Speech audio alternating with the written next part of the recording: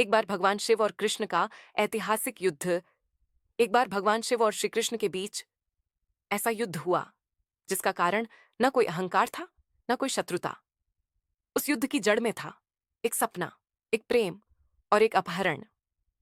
और यह रहस्य धीरे धीरे संसार के सामने खुला। ये कथा युद्ध से शुरू नहीं होती।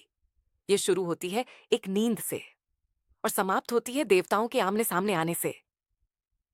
वह रात जब सपना डर बन गया, शोणितपुर का महल आधी रात डूबा हुआ था।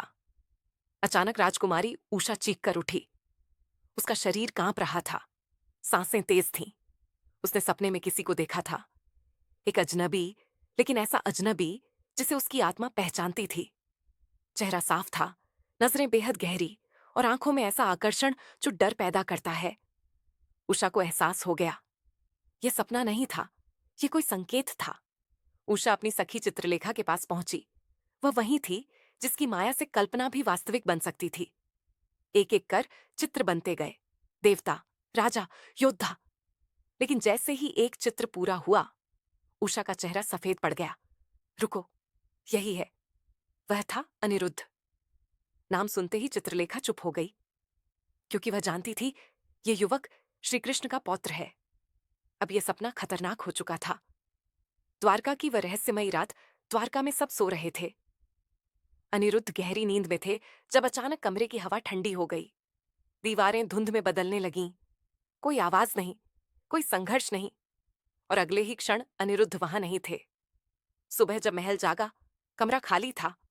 दरवाजे बंद थे, खिड़कियां बंद थीं। अपहरण असंभव लग रहा था। कैद जो प्रेम से शुरू हुई, अनिरुद्ध की आंखें खुली तो वे एक अजनबी कक्ष में थे। सामने खड़ी थी उषा।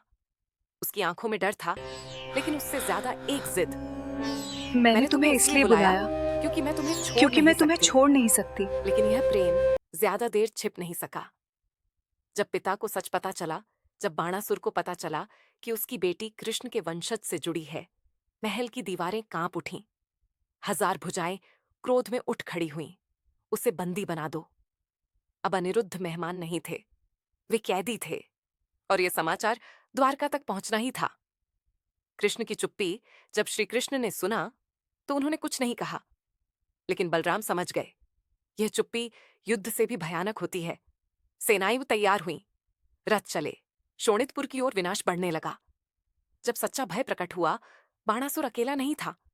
उसके पीछे खड़े थे भगवान शिव। त्रिशूल शांत था, लेकिन वही शांति सबसे डरावनी थी। जब कृष्ण और शिव आमने सामने आए, आकाश थम गया। देवता, असुर, मानव सब पीछे हट गए। यह युद्ध अब किसी एक का नहीं था। वह क्षण जब सब सो गया, अस्त्र उठे, दिशाएं जल उठीं, और तभी श्री कृष्ण ने आंखें बंद की। कोई अस्त्र नहीं, कोई मंत्र नहीं, बस नींद। एक एक कर योद्धा गिरते गए, यहां तक कि महादेव भी मौन में डूब गए। अंत जो डर छोड़ गया, अनिरुद्ध मुक्त हुए। बाणासुर जीवित रहा, लेकिन टूटा हुआ। जब शिव की आंखें खुलीं तो उन्होंने युद्ध नहीं देखा, उन्होंने सत्य देखा। कोई विजेता नहीं था, कोई पराजित नहीं था। ये कथा युद्ध की नहीं थी, ये कथा थी एक सपने की, एक अपहरण की, और उस सीमा की जहां प्रेम देवताओं को भी आमने सामने खड़ा कर देता है। और इसीलिए शिव और कृष्ण का युद्ध इतिहास में लिखा गया, लेकिन कारण अंधेरे में छिपा रहा। बच्चे, वीडियो अच्छी लगी हो तो लाइक कर दो। भगवान भला करेंगे, हार जाओ।